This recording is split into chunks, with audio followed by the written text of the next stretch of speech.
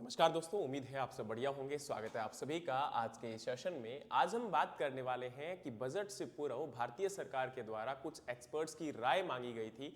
तो agriculture budget को लेकर जो एक्सपर्ट्स ने अपने सुझाव दिए हैं उनके बारे में, और ये भी हम लोग डिस्कशन करेंगे कि किस प्रकार से पिछले कई सालों से लगातार एग्रीकल्चर बजट को तो इंक्रीज किया जा रहा है, बहुत सारी स्कीम्स और प्रोग्राम को इंप्लीमेंट किया जा रहा है, लेकिन इसके बावजूद भी जो हमारे किसान हैं उनकी दशा क्यों नहीं बदल पा रही है। भारतीय कृषि की जो तस्वीर है उसमें हम कोई बदलाव क्यों नहीं देख पा रहे हैं। तो जरूरत है आज इस चीज को समझने की। मैं बहुत सारे तथ्य हैं, बहुत सारे आपके एग्जाम्पल हैं, उदाहरण हैं, उनके साथ इन सभी तथ्यों को आपके साथ रखने की कोशिश करूंगा। और जो एक्सपर्ट्स के द्वारा रिसेंटली राय दी गई है, उनके जो सुझाव दिए गए हैं उनको भी हम डिस्कशन करेंगे। और इसके साथ हम ये भी बात करेंगे कि किस प्रकार से 2022 के अंदर एक्सपर्ट्स के द्वारा जो बातें कही गई थी वो आज भी तर्कसंगत है, आज भी किसानों की दशा में कोई बदलाव नहीं है। तो सबसे पहले हम ये समझते हैं कि आज का सेशन क्यों जरूरी है। आज हम बात करने वाले हैं उन देश के नागरिकों की जो लगभग देश के अंदर 45% एग्रीकल्चर इकोनॉमी के साथ जुड़े हुए हैं, यानी कि 47 या 45% जो वर्कफोर्स है हमारे देश का वो एग्रीकल्चर के साथ डायरेक्टली या इनडायरेक्टली यानी कि प्रत्यक्ष और अप्रत्यक्ष रूप से जुड़ा हुआ है। 16 से 17% हमारी ओवरऑल जीडीपी का कंट्रीब्यूशन करता है। इसके साथ यह भी जरूरी है कि बजट जो है वो किसी भी सेक्टर की नीयत, उसकी दशा और उसकी दिशा बदलने में एक महत्वपूर्ण निर्णायक रोल प्ले करता है। तो बजट से पूर्व इसकी बात करना बहुत जरूरी हो जाती है, क्योंकि अगर हम एग्रीकल्चर बजट की बात करें तो इससे हमारे फार्म्स को सपोर्ट मिलता है, एग्रीकल्चर को बेहतरीन सपोर्ट देखने को मिलता है, क्रेडिट और सब्सिडी की फैसिलिटीज और सुविधाएं उपलब्ध करवाई जाती हैं, नई मार्केट के आयाम स्थापित किए जाते हैं, ट्रेड पॉलिसीज इससे डिफाइन होती हैं और इसके साथ ही हमारा ग्रामीण विकास भी जुड़ा हुआ है। सोचकर देखिए कि हम गांवों को गांव समझने में एक प्रकार से कहीं ना कहीं एक सोचते हैं कि शायद ये घृणा का पात्र है या उनको नफरत की नजर से देखते हैं। हम गांवों को गांवों के रूप में ही क्यों नहीं डेवलप करना चाहते हैं, हम गांवों को शहर बनाने में क्यों लगे हुए हैं। ये सब बातें आज के कॉन्टेक्स्ट में जरूरी है। तो चलिए वन बाय वन समझते हैं अच्छे से। सबसे पहले मैं बात करना चाहता हूं कि आज इतने सालों के बाद, जब भारत आजाद हुआ, उससे पहले की बात नहीं करेंगे, लेकिन आजादी के बाद और खासकर जब ग्रीन रेवोल्यूशन जो हरित क्रांति हमारे देश में आई और किसी समय हम दूसरे देशों के ऊपर आश्रित थे, हमें दूसरे देशों से भोजन को मंगवाना पड़ रहा था, अमेरिका जैसे देश के अंडर में थे, लेकिन बाद में हमारे देश के किसानों ने मेहनत की। हां, मैं मानता हूं कि रेवोल्यूशन आए, क्रांति आई, लेकिन इन क्रांतियों के बावजूद किसान ने अपने एफर्ट्स डाले और उसके साथ कोशिश की कि कैसे हम फसल के उत्पादन को बढ़ा पाएं और हर संभव कोशिश की कि खाद्य सुरक्षा को आगे लेकर जाया जाए और एग्रीकल्चर जीडीपी कंट्रीब्यूशन को भी बढ़ाया जाए। लेकिन इसके बावजूद भी जो हमारे किसान के चैलेंज थे, किसान की चुनौतियां थी, किसान की समस्याएं थी, वो ज्यों की त्यों बनी हुई है। चाहे हम यहां पर क्लाइमेट चेंज की बात करें तो पिछले कुछ सालों से लगातार किसान मौसम की मार को झेल रहा है और भारतीय किसान या भारतीय कृषि जो है वो पूरी तरह से वल्नरेबल है आपके मौसम के प्रति। जैसे ही मौसम में थोड़ा बहुत बदलाव आता है किसान की स्थिति खराब हो जाती है। क्यों? क्योंकि किसान अपनी फसल को बोता है, किस समय बारिश आ जाए, किस समय ओलावृष्टि हो जाए, किस समय शीतलहर चल जाए, किस समय बहुत भयंकर गर्मी पड़ जाए, किस समय सूखा पड़ जाए, इस चीज का कोई भरोसा नहीं है और उसका सीधा सीधा असर हमारी खेती के ऊपर देखने को मिलता है। दूसरा, किसान के पास कोई स्टेबल इनकम नहीं है, उसके पास एक कोई प्रेडिक्टेबल इनकम नहीं है। जैसे हम एक सैलरी के तौर पर किसी भी पर्सन की बात करते हैं तो उसकी आय डिफाइन है, मंथली उसके पास सैलरी है, लेकिन किसान के पास ऐसा कुछ नहीं है। अगर उत्पादन बेहतर हुआ तो आमदनी अच्छी हो जाएगी, अगर उत्पादन कम हुआ तो बेहतरीन आमदनी की उम्मीद नहीं की जा सकती। लेकिन दूसरी तरफ क्योंकि किसान की आमदनी भी इस बात पर निर्भर करती है कि मार्केट में उसको एक अच्छा दाम मिलेगा या नहीं मिलेगा। अगर एमएसपी सूटेबल नहीं मिल पाया, क्योंकि आप लोग जानते हैं टोटल मार्केट ड्रिवन है, सरकार इस चीज को तय जरूर करती है कि हम एमएसपी देंगे, लेकिन एमएसपी कितना दिया जाता है, कितनी बार नहीं दिया जाता, ये आप अच्छे तरीके से जानते हैं। पिछले कितने सालों के अंदर आप लोगों ने समझा होगा, आपने सुना होगा कि केवल 6% ही किसान हैं जिनको एमएसपी या उनकी फसलों को एमएसपी पर खरीदा जाता है। बाकी सभी किसानों के लगभग 94% फार्मर्स जो हैं वो बिलो एमएसपी अपनी फसल को बेचते हैं। वही बात करें तो high volatility in the commodity price, जैसे मैंने आपको एमएसपी की बात की, तो लागत और उसके बाद उसको बेचने के लिए जब जाता है किसान तो उसको अच्छा दाम नहीं मिल पाता, कई बार तो उसकी लागत भी पूरी नहीं होती और उसको सड़कों पर अपना अनाज फेंकना पड़ जाता है। वहीं दूसरी तरफ बात करें तो हाई इंपोर्ट डिपेंडेंस, आज भी हम लोग एडिबल ऑयल की बात करते हैं, पल्सेस यानी कि दालों की बात करते हैं, फर्टिलाइजर्स यानी कि जो हमारे उर्वरक की बात करते हैं, तो इनके लिए हमें दूसरे देशों के ऊपर निर्भरता जो है रखनी पड़ रही है। इवन दो हम एडिबल ऑयल के अंदर तो 54% दूसरे देशों के ऊपर आश्रित है।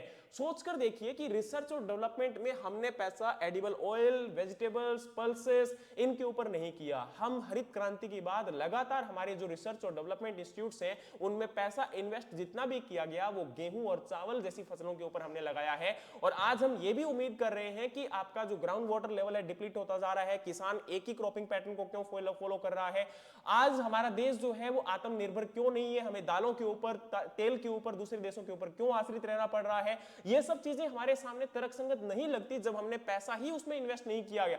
रिसर्च और डेवलपमेंट में आपकी टोटल एग्रीकल्चर बजट का केवल 0.5% ही रिसर्च और डेवलपमेंट में दिया जाता है और उसमें भी मैक्सिमम पैसा आपके जो साइंटिस्ट और जो लोग हैं उनकी सैलरी में निकल जाता है। बाकी जो रिसर्च के लिए पैसा बचता है वो बहुत ही थोड़ा है, बहुत ही कम है और वो किसी प्रकार से भी तर्कसंगत नहीं लगता है। फिर बारी आती है जी राइजिंग इनपुट कॉस्ट। आपको पता होगा चाहे किसी भी प्रकार की जो लागत है, किसान आज चाहे उर्वरक को खरीदने के लिए जाए, चाहे किसान किसी प्रकार के डीजल या कोई भी चीज, बीज, उर्वरक, खाद, किसी चीज को भी परचेज करने के लिए जाता है तो उसके लिए उसको एक हाई प्राइस पे करना पड़ रहा है। आज हमारे देश के अंदर किसी प्रकार से भी हाँ सब्सिडीज जरूर दी जा रही है लेकिन उन सब्सिडीज का जितना इंपैक्ट किसान के ऊपर पड़ना चाहिए उससे कहीं ज्यादा किसान को टैक्सेस के रूप में पे करना पड़ रहा है। किसान कोई भी चीज खरीदने जाता है, हाँ किसान की आमदनी जरूर टैक्स फ्री है लेकिन उससे पहले किसान को उगाने के लिए जो चीजें चाहिए उनके ऊपर किसान को टैक्स पे करना पड़ता है।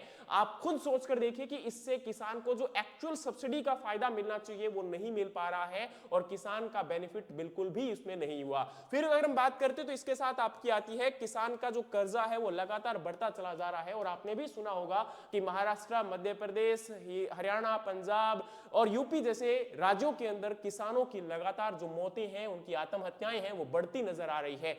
तो क्या किया हमारे देश की सरकारों ने, क्या किया हमारे देश के नेताओं ने?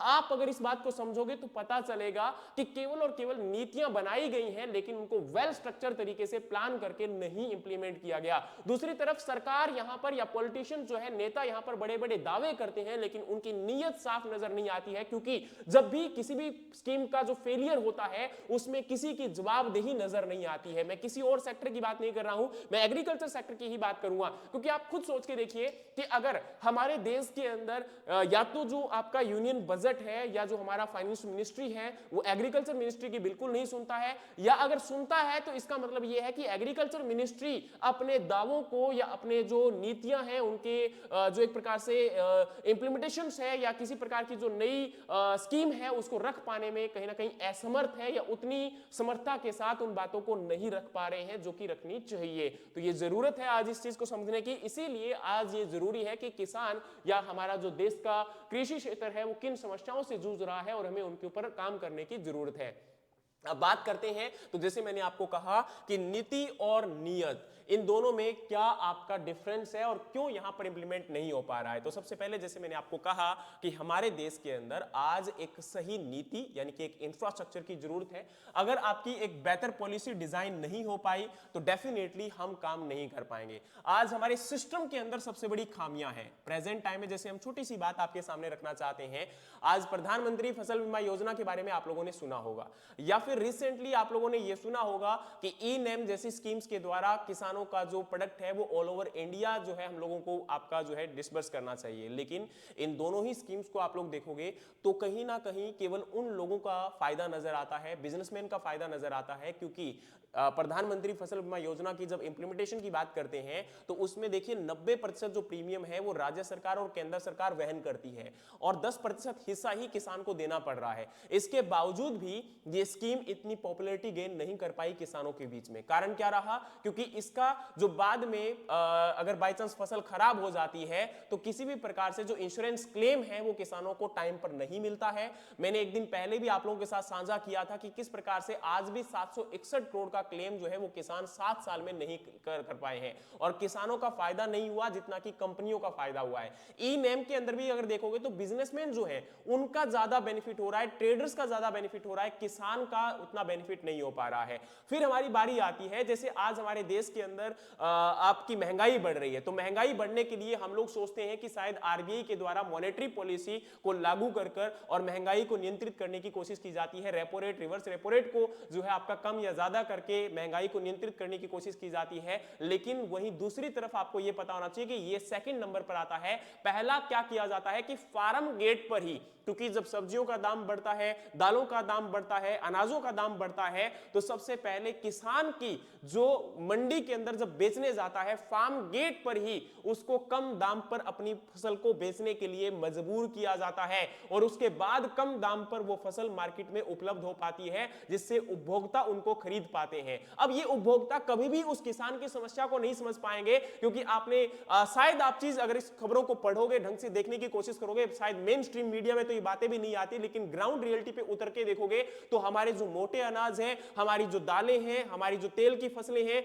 उनका दाम उनके एमएसपी या न्यूनतम समर्थन मूल्य से भी कई बार तो आधा या उससे भी कम पर बेचना पड़ता है। मध्य प्रदेश के अंदर सोयाबीन के किसानों को, अरहर के किसानों को लगातार समस्याओं का सामना करना पड़ा। इसी प्रकार से राजस्थान के अंदर, हरियाणा के अंदर जो मस्टर्ड यानी कि सरसों की फसल को बेचने के लिए किसानों को दरबदर भटकना पड़ता है, उनको एमएसपी नहीं मिलता है। तो हर साल ऐसा होता है और इसके बावजूद भी हम सबक नहीं लेते हैं। फिर इसके बाद क्या किया जाता है, इंपोर्ट पॉलिसी, यानी कि जो हमारी फसलों का इंपोर्ट होता है, जैसे आपका खाद्य तेल का इंपोर्ट होता है हमारे देश के अंदर, या फसलों का इंपोर्ट होता है हमारे देश के अंदर, दूसरे देशों से लाया जाता है, तो उन इंपोर्ट पॉलिसीज या इंपोर्ट ड्यूटी को लगातार जीरो किया जाता है, कम किया जाता है। अभी रिसेंट एग्जांपल बताता हूं, 2025 के अंदर अगस्त में क्या किया गया, आपको पता होगा, सितंबर और अक्टूबर के अंदर, या सितंबर लास्ट में, अक्टूबर की लास्ट तक लगभग आपकी कॉटन की फसल मार्केट में आ जाती है। उससे जस्ट पहले अगस्त में क्या किया जाता है, सरकार के द्वारा इंपोर्ट ड्यूटी कॉटन के ऊपर जीरो कर दी जाती है, जिसका सीधा सीधा असर कॉटन यानी कि जो हमारे नरमा की फसल को बीजने वाले किसान थे उनके ऊपर पड़ा। उनको फसल का दाम आज भी ढंग से नहीं मिल पा रहा है। सोचकर देखिए, ये इंपोर्ट पॉलिसी जो है, सॉरी इंपोर्ट ड्यूटी जो है वो दिसंबर तक जीरो की गई थी, और इसके बाद आप सोच के देखिए कि आज भी किसानों को उसका दाम नहीं मिला। किसानों ने अपनी फसल को रोकने की कोशिश की, लेकिन कितने दिन रोक सकेंगे? उनकी घर की जरूरतों को पूरा करने के लिए उनको पैसे की जरूरत होती है, और उसके लिए जरूरी है कि किसान अच्छे से उस पैसे को यहां पर आपका यूज कर पाए। लेकिन जब भी इसके बेचने की बारी आती है तो किसान को अच्छा दाम नहीं मिल पाता। तो समझने की जरूरत है कि फार्म गेट पर ही, यानी कि जो लॉ है, नीतियां हैं, जो पॉलिसीज है, स्कीम्स है और इंस्टीट्यूशन, जो फंडिंग स्ट्रक्चर है, वो आज भी हमारे देश का बेहतर नहीं है। सही नीति की जरूरत है, सही पॉलिसीज की डिजाइन करने की जरूरत है, इंफ्रास्ट्रक्चर बिल्डअप करने की जरूरत है, ताकि किसान को सही डायरेक्शन में उसको फायदा भी मिल सके। वही मैंने आपको जैसे कहा कि आज भी हमारे देश के अंदर रिसर्च और डेवलपमेंट पे पैसा इतना इन्वेस्ट नहीं किया जा रहा है। जरूरत है कि रिसर्च और डेवलपमेंट पे पैसा इन्वेस्ट किया जाए। उसमें हमारे चाहे खाद्य तेलों की बात करें, चाहे हम दलहन की फसलों की बात करें, या फिर बाकी जो हॉर्टिकल्चर और आपकी जो बाकी क्रॉप्स है, उनके भी उत्पादन को बढ़ाने के लिए कोशिश की जाए। उनके अंदर भी हम नई वेराइटीज और नई रिसर्च और नई इनोवेशंस को सर्च करें, ताकि वहां जो आपके एलाइड सेक्टर्स, या ये कह सकते हो कि बाकी फसलों की तरफ भी किसान अग्रसर हो सके। और धान और गेहूं की जो फसल, जिसकी वजह से लगातार ना कि हमारे एनवायरमेंट यानी कि पर्यावरण के ऊपर फर्क पड़ रहा है, मिट्टी के ऊपर फर्क पड़ रहा है, हवा के ऊपर फर्क पड़ रहा है, पानी यानी कि जमीन का जो वाटर लेवल है वो भी डिक्रीज हो रहा है, और किसान भी उससे छुटकारा पाना चाहता है। लेकिन बाकियों में जब रिसर्च और डेवलपमेंट होगी तभी हम रियल बदलाव, सही बदलाव देख पाएंगे।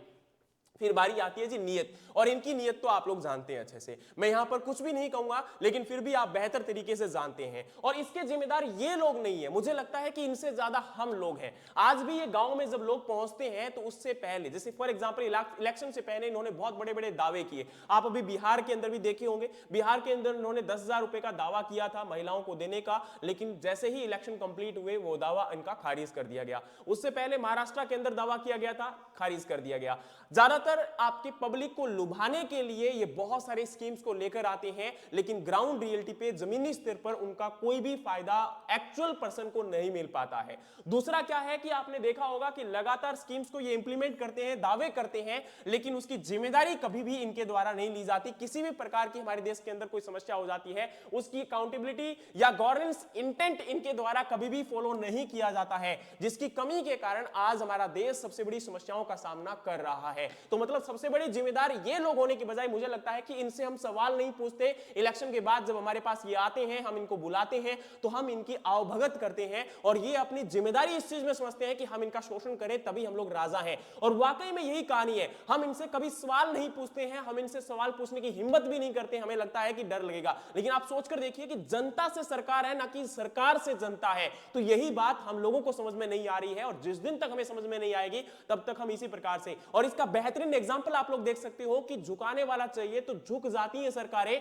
और उसका बेहतरीन एग्जांपल है फार्मर्स प्रोटेस्ट, यानी कि हमारे किसानों के द्वारा जो आंदोलन किया गया था किसी समय, वो एक बेहतरीन आंदोलन के रूप में निकल कर आया था। और उसकी वजह से सरकार ने जो उस समय आपके 3 कानून जो लिए गए थे या कानून जो बनाए गए थे उनको वापस लिया, लेकिन मजबूरी बस लिया। तो वही चीज है कि अगर हम वाकई में इन लोगों से सवाल पूछेंगे, हाँ जरूर है कि इनके द्वारा या इनकी जो टूल किट है उनके द्वारा आपको एक देशद्रोही घोषित किया जाएगा, लेकिन मुझे नहीं लगता कि सरकार से सवाल पूछना किसी भी देशद्रोह के अंदर में अंत आता है। आप सरकारों से सवाल पूछ सकते हो क्योंकि जनता से ही सरकार बनाई जाती है, ना कि सरकार के द्वारा आपकी जनता को टारगेट यहां पर इस प्रकार से किया जाए। ठीक है, अब बात आती है जी कि हमारे देश के अंदर मेजर प्रॉब्लम्स क्या है, क्यों आपकी पॉलिसीज फेल होती है। तो मैंने आपको कहा कि एक तो सबसे बड़ी उनकी डिजाइन, उनको जो लेकर बनाया जाता है वो ऑफिस में बैठकर बना दिया जाता है, ग्राउंड रियलिटी को चेक नहीं किया जाता कि एक्चुअली में उसका इंपैक्ट क्या होगा। दूसरा है कि इंप्लीमेंटेशन गैप, जैसे मैंने आपको कहा ना कि बार बार कहा है, आपके किसान जो है ना वो देखो ऐसा नहीं है कि वो बेनिफिशियरीज है। हम लोग क्या समझते हैं कि शायद किसान जो है ना वो एक प्रकार से फायदा उठाने के लिए बैठे हुए हैं, लेकिन खुद सोच के देखिए कि किसान अपने खेत में 24 घंटे 365 दिन काम करता है, और इसके बावजूद जब भी पॉलिसीज बनाई जाती है, नीतियां बनाई जाती है, कोई इंस्टीट्यूशन फ्रेमवर्क किया जाता है या फिर आपकी किसी प्रकार की कोई प्रोग्राम या स्कीम को इंप्लीमेंट किया जाता है, तो उससे पहले किसान से कभी राय नहीं मांगी जाती। हम उनके ऊपर थोपने की कोशिश करते हैं और वो उनका हमेशा विरोध करेगा, क्योंकि उनसे जब पूछा ही नहीं गया है, उनसे जब समझा ही नहीं गया है। आप खुद सोच कर देखिए, जैसे मैं आपके ऊपर कोई भी चीज इंप्लीमेंट कर दूं, मैं आपको कहूं कि आपको गवर्नमेंट जॉब की तैयारी करनी है और आपको लगता है कि यार मैं गवर्नमेंट जॉब की तैयारी नहीं कर सकता क्योंकि मेरा इसमें इंटरेस्ट ही नहीं पढ़ाई के अंदर, तो आपके ऊपर वो बर्डन रहेगा। आपको अगर 10 साल भी मैं तैयारी करवाता रहा मजबूरीवश, तो भी आप सिलेक्शन नहीं ले पाओगे, जो कि हमारे घरों में ज्यादातर होता है। बहुत सारे बच्चे प्राइवेट जॉब करना चाहते हैं, लेकिन सोसाइटी के अंडर में हम लोग जो है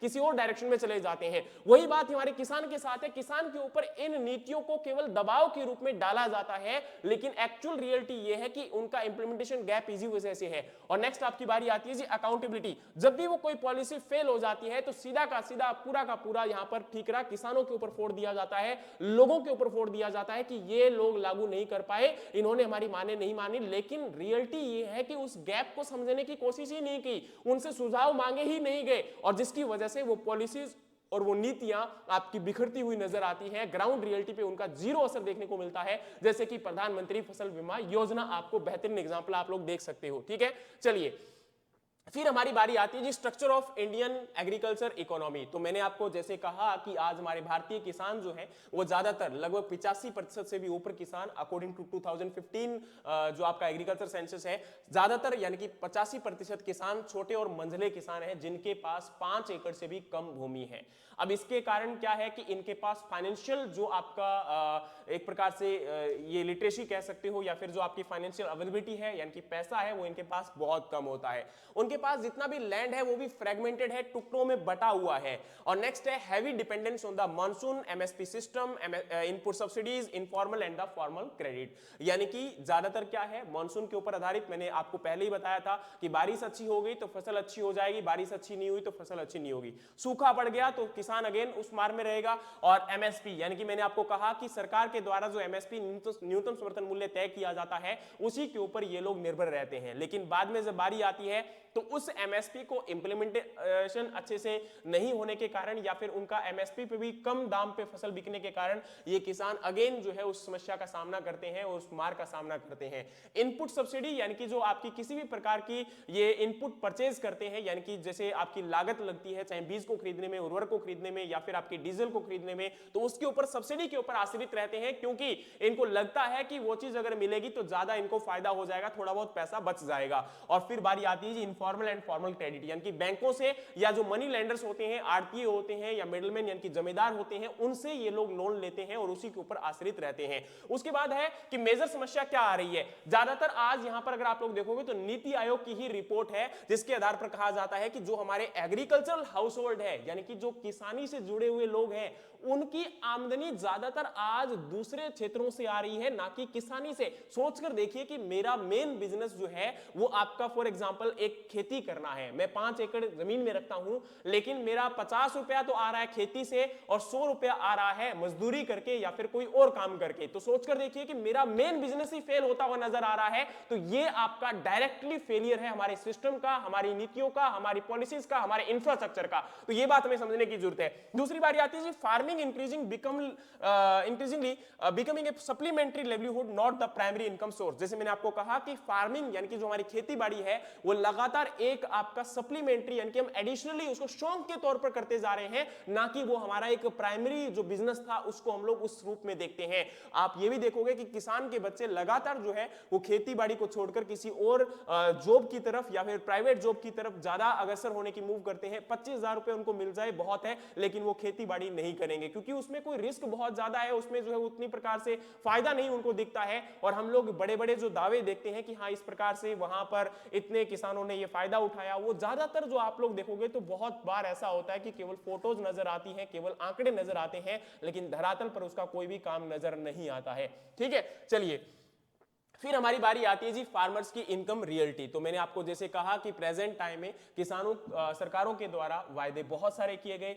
देखो कई स्कीम्स अच्छी भी होती है, ऐसा नहीं कि सारी स्कीमें बुरी है, ये भी कहना बहुत गलत हो जाएगा। और मैंने बार बार आपको कहा भी है कि कई बार ऐसा होता है कि स्कीम बहुत अच्छी होती है लेकिन उनका इंप्लीमेंटेशन अच्छे से नहीं हो पाता, उनका जो है बेनिफिट किसान को, जिसको बेनिफिशरीज को मिलना चाहिए, उनको नहीं मिल पाता है। ठीक है, तो यहां पर सरकार के द्वारा जो गवर्नमेंट के द्वारा जो गोल रखा जाता है कि किसानों की आमदनी दुगनी हुई या हुई नहीं हुई, वो एक्चुअल में रियलिटी नहीं है। किसानों की जो अगर लगातार आप लोग देखोगे तो एक तो हर राज्य के अंदर किसानों की आमदनी अलग अलग है, बिल्कुल डिफरेंट है। कुछ राज्यों में तो शायद हो सकता है थोड़ी बहुत बड़ी भी हो, लेकिन कुछ राज्यों में तो बिल्कुल आपका स्टीप स्लोप देखने को मिलेगा डिक्रीजिंग इनकम का। वहीं दूसरी बात आपकी फसल के ऊपर भी निर्भर करता है, क्योंकि जैसे फॉर एग्जांपल मैंने कहा कि पंजाब और हरियाणा के किसानों को तो एमएसपी मिलता है गेहूं और चावल की फसल के लिए, वहीं दूसरी तरफ बाकी राज्यों के अंदर आपकी बाकी फसलों के लिए कोई भी एमएसपी उनको नहीं दिया जाता, जिसकी वजह से उनको लगातार इन परेशानियों का सामना करना पड़ता है। नेक्स्ट आपका है लैंड होल्डिंग साइज। जो मैंने आपको कहा कि जमीन का जो औसत आकार है वो बहुत छोटा है, यानी कि जोत का आकार छोटे होने के कारण भी किसान को इन समस्याओं का सामना करना पड़ रहा है। फिर बारी आती है जी राइजिंग कॉस्ट ऑफ इनपुट, लागत लगातार बढ़ रही है, चाहे वो किसी भी फॉर्म में आप लोग देखोगे। प्राइस वोलेटिलिटी यानी कि प्राइस के अंदर बदलाव आपको देखने को मिल रहा है। और आपका क्योंकि देखो प्रेजेंट टाइम में मैंने आपको कहा ना कि जैसे मार्केट के द्वारा ड्रिवन होता है आपके किसान का प्राइस, किसान की जो फसल का लागत, तो इसलिए जरूरी है कि यहां पर इस बात को समझना कि जो एमएसपी है वो किसान को या तो एंश्योर दिया जाए या फिर उसमें कुछ ऐसा किया जाए कि लगातार हम लोग जो इंपोर्ट जैसे ड्यूटी जीरो कर देते हैं, या फिर हम लोग जो है केवल आपका ये सोचते हैं कि भाई फार्म गेट पर किसानों की आपका जो प्रोडक्ट परचेज किया जा रहा है उनका प्राइस कम कर देंगे तो हम लोग देश के अंदर महंगाई को कम कर पाएंगे। वो एक केवल और केवल टेम्परेरी आपका सॉल्यूशन है, लॉन्ग टर्म तक वो हमारे देश की पॉपुलेशन के लिए, फूड सिक्योरिटी के लिए खतरा बनता चला जा रहा है। और जब तक हम इस चीज को नहीं समझेंगे तब तक आपकी समस्याएं आएगी। और मैंने कहा कि वीक मार्केट एक्सेस यानी कि एक्चुअल मार्केट एक्सेस किसानों को मिल ही नहीं पाता। बहुत सारे उत्पाद किसान अपनी मंडियों में, आपकी नियर बाय मंडी में नहीं बेच पाते हैं, उनको बहुत दूर आपका जो है उस फसल को बेचने के लिए आश्रित रहना पड़ता है। इसलिए कई किसान तो उन फसलों को उगा ही नहीं पाते हैं या फिर वो उगाने की इच्छा भी नहीं रखते हैं। और नेक्स्ट है लिमिटेड वैल्यू एडिशन, यानी कि आज किसान फसल को उगा लेता है लेकिन जैसे उसके अंदर वैल्यू एडिशन करके अगर मार्केट में बेचे तो अच्छी खासी इनकम जनरेट कर सकता है,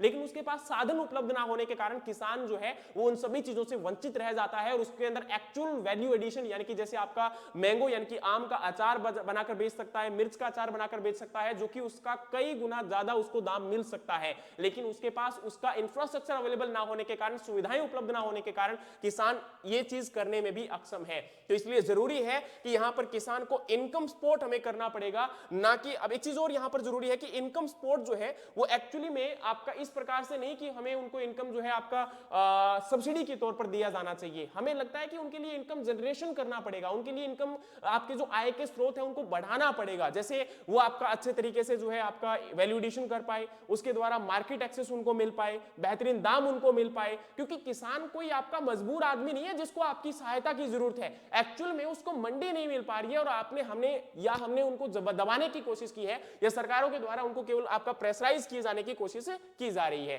नेक्स्ट आपकी बारी आती है जी एमएसपी सिस्टम। जैसे मैंने ऑलरेडी आपको कहा कि हमारे देश के अंदर जो एमएसपी है वो किसान को एक्चुअली में नहीं मिल पाता।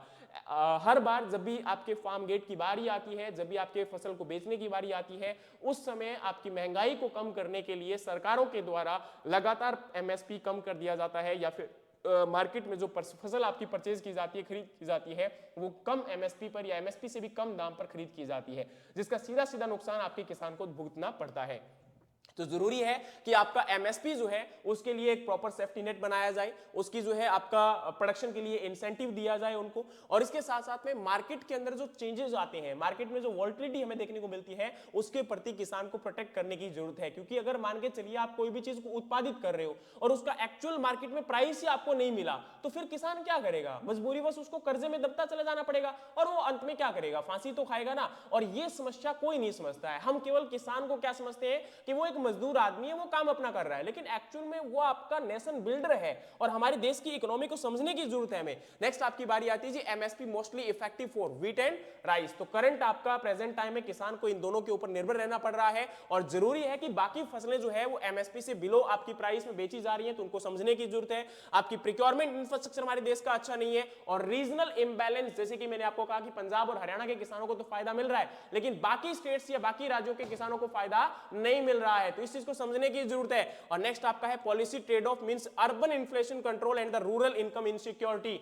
मतलब प्रेजेंट टाइम में यह है कि हमारे शहरीकरण के दबाव में हम लोगों ने लगातार शहरों को तो आपका बेहतर बनाने की कोशिश की है, लेकिन गांवों की जो एक्चुअल आपकी कंडीशंस थी उनको भूलते चले जा रहे हैं, तो इस चीज को भी समझने की जरूरत है। और अब हमारी बारी आती है जी market and trade policies impact. तो जैसे मैंने ऑलरेडी आपको कहा कि प्रेजेंट टाइम में किसानों को आपकी मार्केट या मंडियों का जब एक्सेस अच्छे से नहीं मिल पाएगा, उनकी फसलें अच्छे दाम पर नहीं बिक पाएंगी, और हर फसल को हम लोग अगर वहां पर परचेज करवा पाने में या फिर उनको मार्केट एक्सेस दिलवा पाने में अक्षम रहेंगे, तो डेफिनेटली किसानों को समस्याओं का सामना करना पड़ेगा। और जिस क्रॉप डाइवर्सिफिकेशन या फसल विविधीकरण की हम लोग मांग रखते हैं, वो भी किसानों के द्वारा पॉसिबल नहीं हो पाएगा, क्योंकि किसान फसल उगा भी लेगा, अगर उसको बेचने के लिए मंडी नहीं मिल पा रही है। अब गेहूं और चावल तो आसानी से मंडी में बिक जाता है, लेकिन अगर मान के चलिए उसने सब्जियां उगा ली, या उसने स्ट्रॉबेरी उगा लिया, उसने फल उगा लिया, उसने फूल उगा लिए, और वो फूल अगर मार्केट में मंडी में उसको मिल ही नहीं पाए, उसको कोई ग्राहक खरीदने वाला, तो 2 से 4 दिन के अंदर वो फसल खराब हो जाएगी, क्योंकि उसके पास स्टोर करने के लिए किसी प्रकार की सुविधा उपलब्ध नहीं है।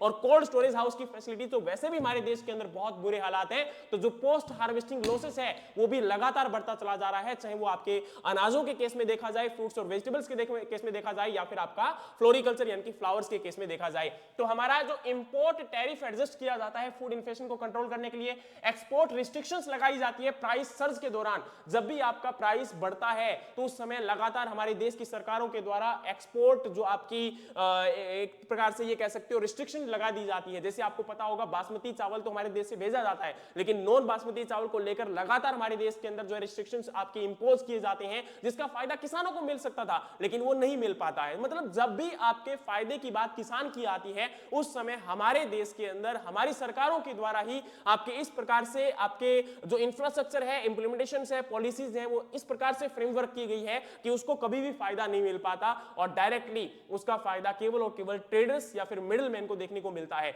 और ये भी नहीं कहूं कि मिडिलमैन सारे बुरे हैं, ट्रेडर्स सारे खराब हैं, उनकी बदौलत है कि किसान कहीं ना कहीं बेच भी पा रहा है। लेकिन ये जरूरी है इस सरकार को समझना कि अगर हम बजट बना रहे हैं तो उस बजट में कुछ ऐसे प्रावधान रखे जाएं ताकि यहां पर किसान जो है वो इस प्रकार की समस्याओं का सामना ना करे और उनको बेहतर जो प्राइस है वो मिल पाए। फिर हमारी बारी आती है जी फार्म क्रेडिट सिस्टम, यानी कि किसान को जो कर्जा है वो हमारे जरूर सही बात है कि cooperative bank, regional rural bank, commercial bank, किसान क्रेडिट कार्ड इनके द्वारा मिल पा रहा है, लेकिन आपको एक बात पता होना चाहिए कि इतना सब कुछ एक्सेस होने के बाद भी आज भी किसानों को क्रेडिट उतना नहीं मिल पाता है जितना कि उनको जरूरत होती है। दूसरा, उनको क्रेडिट लेने के लिए लगातार इनफॉर्मल जो आपका लोन होता है, यानी कि जो आड़तिया है, मिडिलमैन है, मनी लेंडर है, जमींदार है, उनके ऊपर आश्रित रहना पड़ता है। किसान आपके बैंक से उतना लोन नहीं ले पाता क्योंकि इनकी डॉक्यूमेंटेशन प्रोसेस काफी हैवी होती है और कई बार इनके द्वारा जो जमीनों की कुर्की कर ली जाती है। हाँ, ये भी बात जरूर है कि ये भी लोग बहुत ज्यादा लोन आपका जो है इस प्रकार से इसके ऊपर इंटरेस्ट रेट रखते हैं,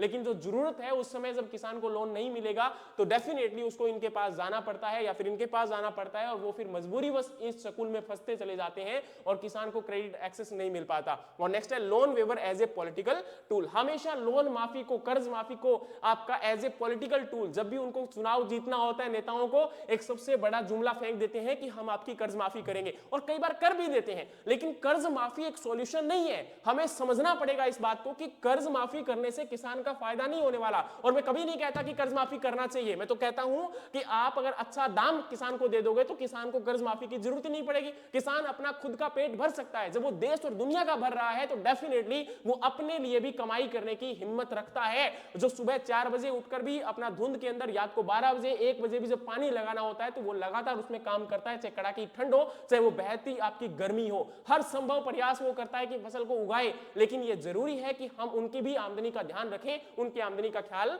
करें। तो जरूरी है कि इस प्रकार से हमें बेहतरीन पॉलिसीज आपकी क्रिएट करनी होंगी।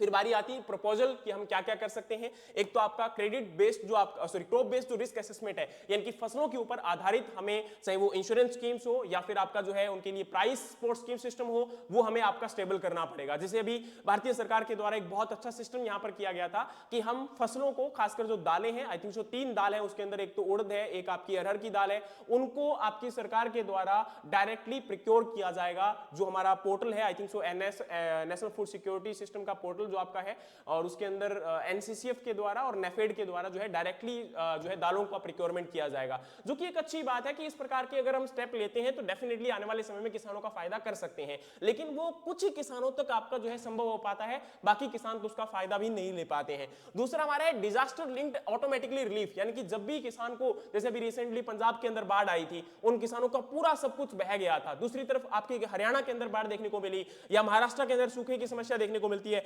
राजस्थान के अंदर सूखे की समस्या देखने को मिलती है। तो इन कंडीशंस में जब किसान को प्रॉपर आपका यहां पर रिलीफ नहीं मिल पाता तो किसान जो है वो कर्जे में दबता चला जाता है और अंत में आत्महत्या ही उसके पास सॉल्यूशन बचता है। तो जरूरी है कि जब भी ऐसी कुछ घटनाएं होती हैं, प्राकृतिक आपदाएं आती हैं, तो उनके बेस पर किसानों को या उन आपके किसानों की जो सुविधाएं हैं उनको उपलब्ध करवाया जाए, उनको लोन की फैसिलिटीज जो है वो उपलब्ध करवाई जाए, ठीक है, या फिर लोन छोड़िए उनको क्रेडिट रिलीफ दिया जाए, ये भी जरूरी है। फिर बारी आती है जी interest subvention regulation. Interest subvention regulation मतलब है कि प्रॉपर जो आपका यहां पर इंटरेस्ट, हम लोग बोलते हैं कि ब्याज दर में जो छूट मिलती है, उसके लिए भी प्रॉपर आपका रिलीफ सिस्टम यहां पर सरकारों के द्वारा हमारे लेके आना पड़ेगा। ताकि, क्योंकि देखो यार एक्चुअल में क्या होता है कि कई बार आपका, हम लोग बोलते हैं कि किसान को किसान क्रेडिट कार्ड के अंतर्गत जो आपका इंटरेस्ट सबवेंशन मिलता है, ब्याज दर में छूट मिलती है, वो काफी हद तक मिल जाती है, लेकिन एक्चुअल में उसकी नीड भी तो उससे ज्यादा है ना, तो फिर उस केस में वो क्या करे। और दूसरा, जब भी बाकी और पर्पसेस के लिए उसको लेना है तो उसमें भी कई बार लिमिट्स लगी होती है, बहुत सारे लिमिटेशंस के कारण किसान को वो लोन ले पाना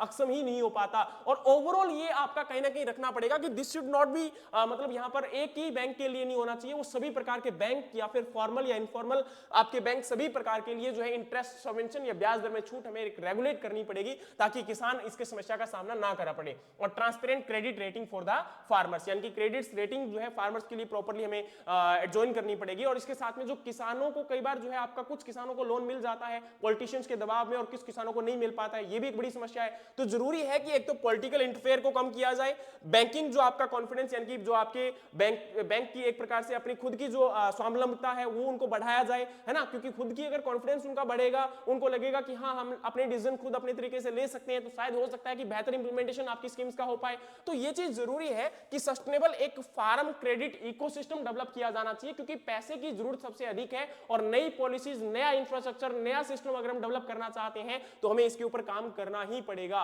और नेक्स्ट आपकी बारी आती है जी soil health and natural farming. प्राकृतिक खेती को लेकर लगातार कहा जा रहा है कि हम लोग ऐसा कर रहे हैं, वैसा कर रहे हैं। 4.5 करोड़ के आसपास जो है इसका प्रावधान रखा गया था, लेकिन आज भी आपका आई थिंक 100 करोड़ से भी कम जो पैसा है वो आवंटित हुआ है।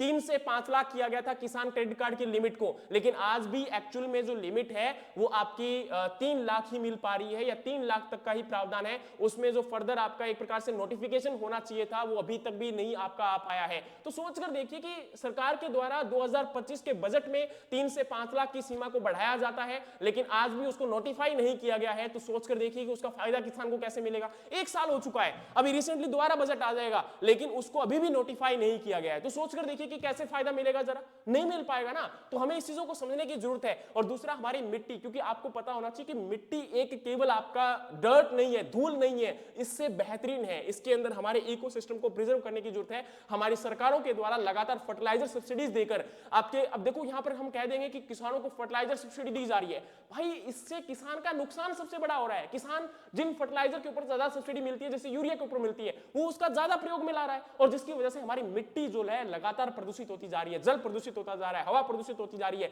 हमारा पूरा जो पर्यावरण संतुलन है वो बिगड़ चुका है।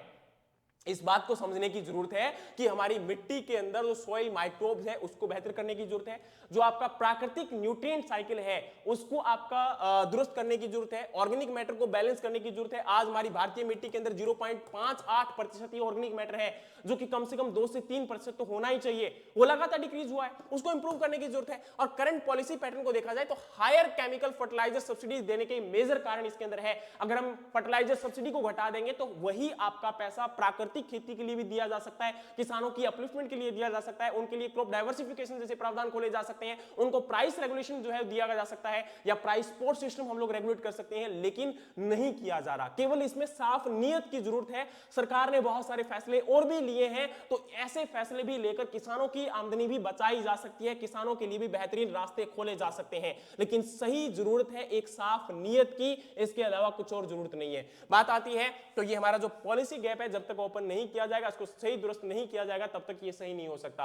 और नेक्स्ट बारी आती है मेजर समस्याएं क्या हैं, तो की चैलेंजेस हमारे हैं। ग्राउंड वाटर लगातार डिप्लीट होता जा रहा है। अगर हम इसी प्रकार से गेहूं और चावल की खेती पर आधारित रहे तो आपका लगातार वो दिन दूर नहीं है जब हमें इस समस्या से जूझना पड़ेगा, जिस समस्या से अफ्रीकन कंट्री जूझ रही है, कि पानी की समस्या हमारी सबसे बड़ी हो जाएगी।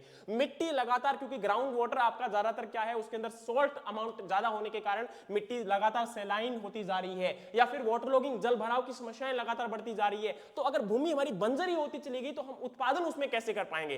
तो इस प्रकार से, और नेक्स्ट आपका जो आपका लैंड डिग्रेडेशन हो रहा है, क्योंकि आपको पता होना चाहिए लगातार भूमि जो है बंजर होती जा रही है, भूमि खराब होती जा रही है, हम जंगलों का कटाव करते जा रहे हैं, जिससे आपका पर्यावरण असंतुलन बढ़ रहा है। जमीन जो है वो हमारी बंजर होती जा रही है, खराब होती जा रही है, आपका डेजर्टिफिकेशन, मरुस्थलीकरण बढ़ता चला जा रहा है। तो इसके ऊपर भी काम करने की जरूरत है। और क्लाइमेट वेरिएबिलिटीज, यानी कि लगातार मौसम के अंदर आपकी असमानता देखने को मिलती है। कभी बहुत ज्यादा बाढ़ आ जाती है, कभी बहुत ज्यादा सूखा पड़ जाता है, कभी बहुत ज्यादा बारिश आ जाती है, कभी ओले पड़ जाते हैं। इन सभी समस्याओं का सामना किसान को करना पड़ता है।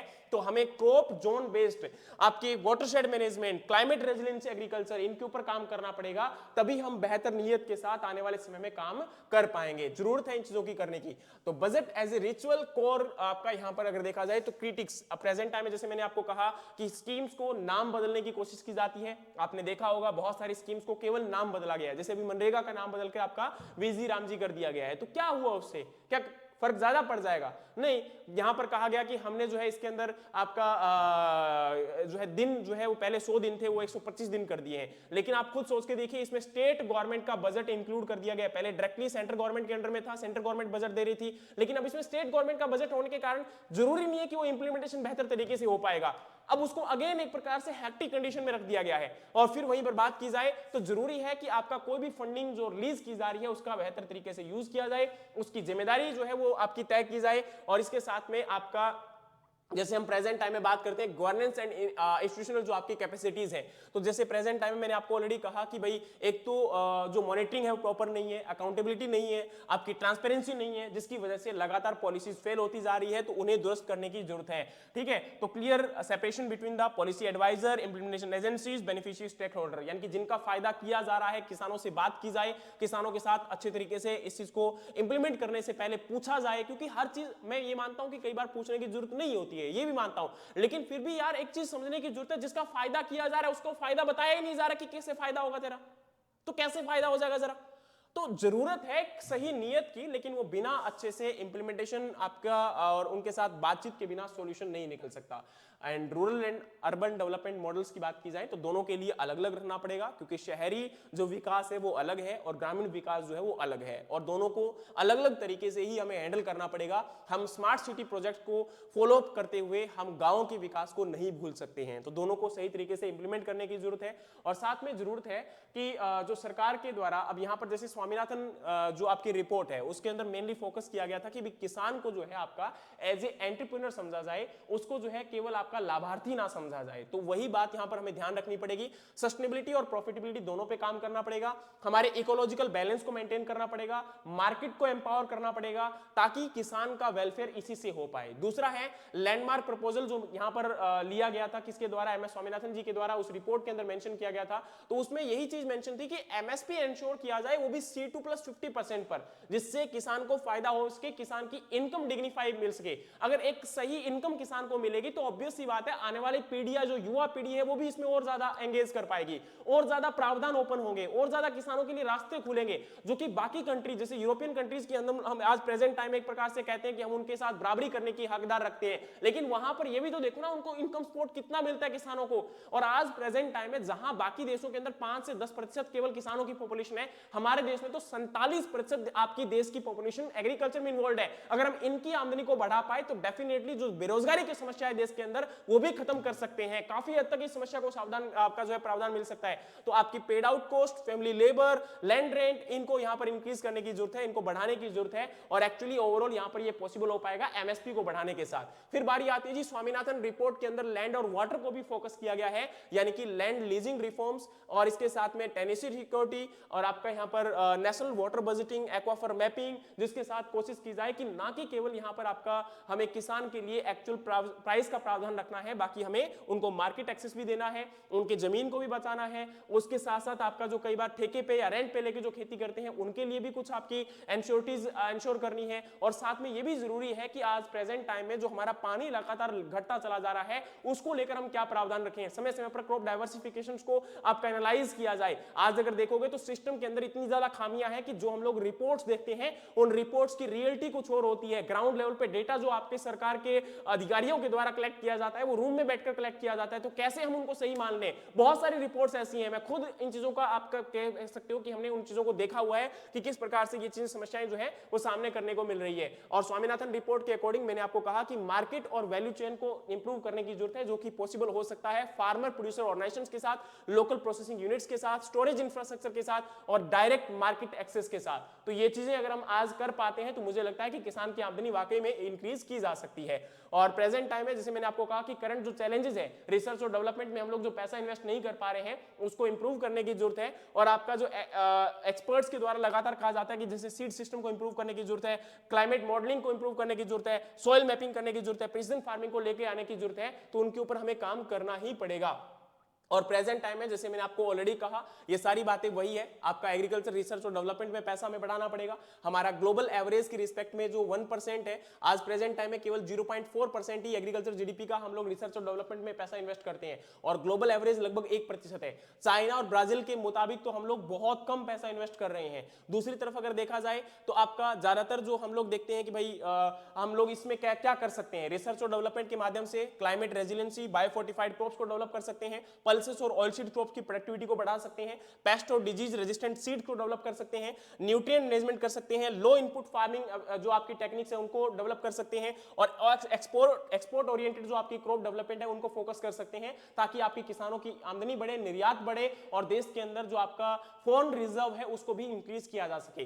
फिर बारी आती है जी agriculture infrastructure and post harvesting management. Already मैंने कहा कि 18 से 20% आपका पोस्ट हार्वेस्टिंग लॉसेस है उसको हम लोग कम कर सकते हैं। रूरल स्टोरेज और वेयर हाउस को डेवलप करने की जरूरत है, कोल्ड चेन और पैक हाउस को डेवलप करने की जरूरत है, ग्रेडिंग, शॉर्टिंग और लॉजिस्टिक को इंप्रूव करने की जरूरत है। तो इसके लिए आपकी सरकार को यहां पर प्रावधान रखना पड़ेगा। बारी आती है climate change and resource sustainability. तो जैसे मैंने आपको कहा कि लगातार आपके 75% ग्राउंड वाटर जो ब्लॉक्स है वो ओवर एक्सप्लॉइटेड है पंजाब और हरियाणा के अंदर। लगातार मिट्टी आपकी प्रदूषित होती जा रही है, हवा प्रदूषित होती जा रही है, क्रॉप रेजिड्यू बर्निंग किया जा रहा है, तो उसके ऊपर काम करने की जरूरत है। तो बजट को हमें क्रॉप डाइवर्सिफिकेशन की तरफ, नेचुरल और ऑर्गेनिक फार्मिंग की तरफ, प्रिसिजन और क्लाइमेट क्लाइमेट स्मार्ट एग्रीकल्चर की तरफ और एक्सपेंशन करना पड़ेगा हमें यहाँ पर, कि जो आपकी परंपरागत कृषि विकास योजना जैसी जो आपकी स्कीम्स है उनको ऊपर और पैसा इन्वेस्ट किया जाए, ताकि आपका यहाँ पर किसान को बेहतर फायदा मिल सके। नेक्स्ट बारी आती है एलाइड सेक्टर, आपका लाइफ स्टॉक, फिशरीज और हॉर्टिकल्चर, इनको अपलिफ्ट करने की जरूरत है। आज भी गांव के अंदर रहने वाले लोग, जैसे कि हम प्रेजेंट टाइम में एग्रीकल्चर का ओवरऑल जीवीए जो कंट्रीब्यूशन है उसमें 28% लाइफ स्टॉक का है,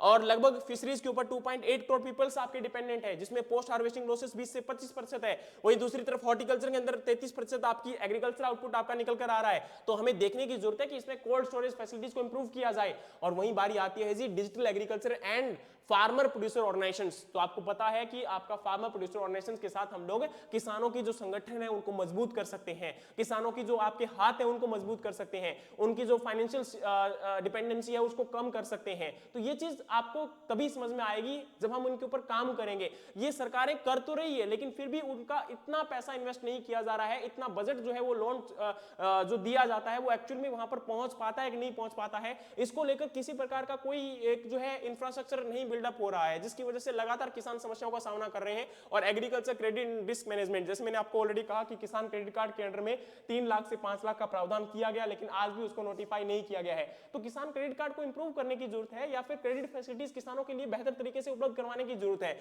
और नेक्स्ट बारी आती है जी विमेन इन एग्रीकल्चर। आज हमारे देश के अंदर 50% जो एग्रीकल्चर वर्कफोर्स है उसमें महिलाओं की भागीदारी है, लेकिन इसके बावजूद भी महिलाओं के पास जमीन का जो आपका ओनरशिप है वो केवल 33% या उससे भी कम है। और दूसरा, उनको क्रेडिट फैसिलिटीज नहीं है, टेक्नोलॉजी उपलब्ध नहीं हो पाती है, डिसीजन मेकिंग फैसिलिटीज उनके पास नहीं है। हाँ, सरकार के द्वारा नमो ड्रोन दीदी जैसी योजनाओं को लागू किया गया है, लेकिन अभी भी और बहुत सारी जो है इंप्रूवमेंट की जरूरत है, जिससे वाकई में महिलाओं का आपका जो है अपलिफ्टमेंट हो पाए। तभी पॉसिबल हो पाएगा कि आने वाले समय में हम महिलाओं को या फिर ओवरऑल एग्रीकल्चर के अपलिफ्टमेंट को कर पाएंगे। तो जरूरत है इन सही नीतियों के साथ और सही नियत के साथ काम किया जाए, तो आने वाले समय में हम लोग उम्मीद रखते हैं कि शायद एग्रीकल्चर अपलिफ्ट हो पाएगा। बाकी आप लोग इसके अंदर बताइए कि क्या हमें आने वाले समय में और उम्मीद रखनी चाहिए बजट के साथ, और बाकी हम देखते हैं बजट जब आएगा 1 या 2 दिन के अंदर, तो उस समय हमें पता चलेगा कि बजट में क्या दिया गया है। लेकिन आप अगर देखोगे तो सही मायने में आपको नजर आएगा कि किसानों का उतना भला पिछले 70 साल में नहीं हो पाया है जितना कि कागजों के अंदर हमें शो होता है।